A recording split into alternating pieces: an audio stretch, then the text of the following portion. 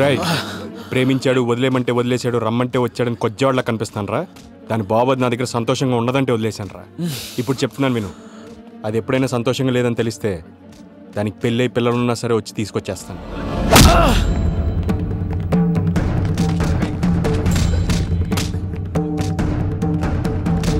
గౌతమ్!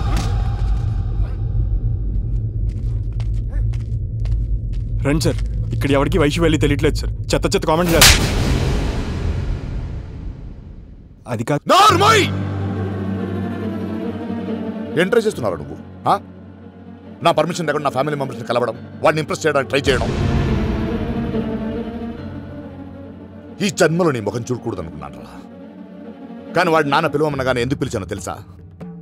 నిన్ను ప్రేమించిన దరిద్రానికి నా కూతురికి ఎప్పటికైనా ఇలాంటి పరిస్థితి రావచ్చు. పెళ్లికి ముందే క్లియర్ చేయాల్సిన బాధ్యత తండ్రిగా నాకుంది కాబట్టి ఇష్టం లేకపోయినా పిలిపించుకున్నాను. కష్టమైన కళ్ళ ముందు తిప్పుకున్నాను. ఇంకా నన్ను రచ్చగొట్టకు. ప్రేమంటే ఏంటో తెలుసారా నీకు?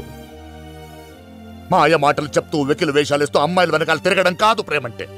మనం బయటికి వెళ్ళినప్పుడు నాకేం జరిగినా పర్వాలేదు, నా భార్యకు నా కుటుంబం మొత్తం ఉందన్న భరోసా ఉంటుంది కదా, అది ప్రేమంటే. అది నీ దగ్గర లేదు.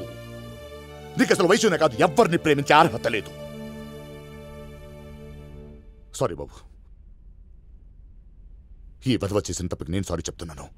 Sorry, sorry everybody.